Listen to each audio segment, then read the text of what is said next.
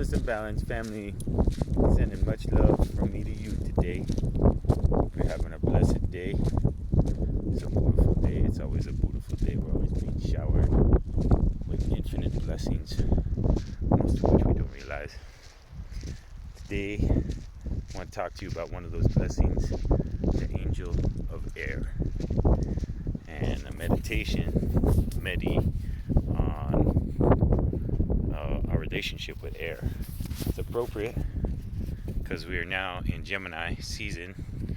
It's just my mother's birthday, which is appropriate because she's a Gemini and I'm an Aries, so it's her wind, inspires my fire. So thank goodness to the mothers always. But yes, the wind element, and it's a windy day too. You may be able to tell. Hopefully the audio is good enough for you all. But as a breatharian, this is going to be a key, super key element. You can live quite a while without food, anyone. You can live less often, anyone, without water, but very few can live very long at all without air, if any. Air is this primordial, the in-breath and out-breath is like the sine wave of creation. It's the way all things move, and that's a way to work with your fasting practice in this development of breatharian, lifestyle, is to remember to do your refeed after your fast. People, you can't just put tape on for your mouth, as my teacher likes to say, and just be like, I'm a breatharian. You have to build the source. You have to stretch epigenetically, slowly. And so one of these key, most important things is breath work. And this comes in a variety of forms. Obviously meditation, exercise, like I'm doing right now.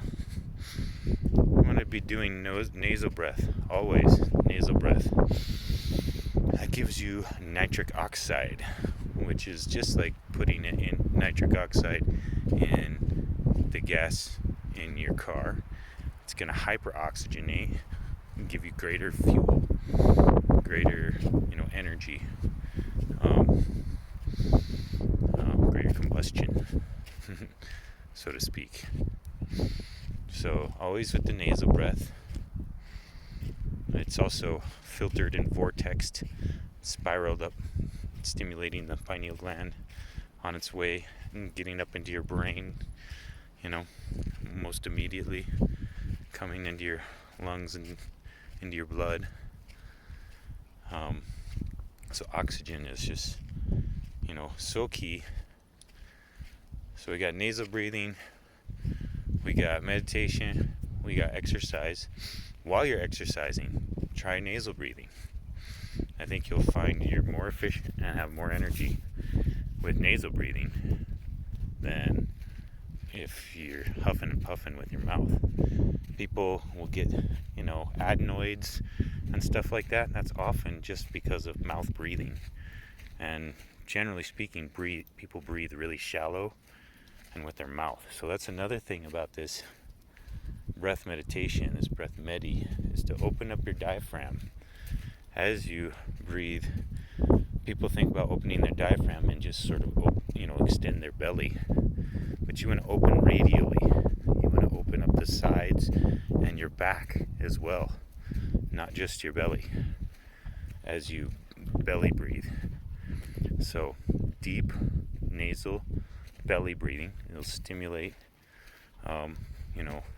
the rest and digest activation of your sympathetic nervous system.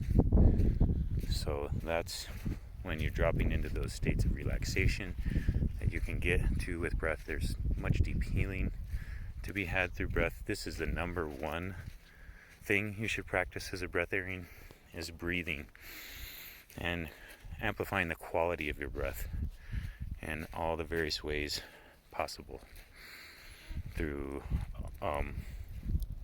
mindfulness, but also, and practice, but also I would suggest herbs to you. I like to take cordyceps and particularly cordyceps, which is available in some of the superfood juices I offer, if you're interested in that. I also make a tincture with cordyceps, elderberry, and mullein. The elderberry targets the alveoli sacs. The mullein heals the cilia hairs of your lungs. And the cordyceps strengthens the lung meridian and increases your volume of oxygen intake. So you can work with plants, you can work on the meditation of breathing, you can work with exercise, you can work with diaphragmatic deep breathing, radial breathing. I'm trying to think of another medi with the wind element. I guess just being attentive to it. Like I was saying, right now we're in Gemini season and the wind has actually calmed significantly, but it's, a very prominent element in the spring in most places. So just a natural meditation on these elements helps harmonize the four elements of earth, wind, fire, and water in the body. Air being one of those, the most important harmonizing element, because it is through the breath that you also, interestingly, you lose more weight through your breath, of the things that you ingest than through elimination. That whole thing of, we breathe in oxygen, which is O2, but then we exhale carbon dioxide, which is CO2. So it has that extra carbon attached with the oxygen. And that's because we eat carbon-based life, because this is a carbon-based planet. So through the breath, you detoxify more than you do any other way. And whether that's elimination or whether that's, through your skin or your kidneys or your liver, it's your breath first and foremost. So I encourage everyone to get in touch with your breath in the greatest way possible, really connect in with this beautiful element that moves all things in creation. And hit me up if you're interested in some herbs or superfood juices to aid your breathing. Oh, that was the one last thing with respect to that. Doing some juicing or fasting of some kind, water fasting, intermittent fasting, to cleanse and open up the eliminatory system, to breathe more deeply so that you can absorb prana more through your dantian and your root chakra, because it's opened up in the energy. That root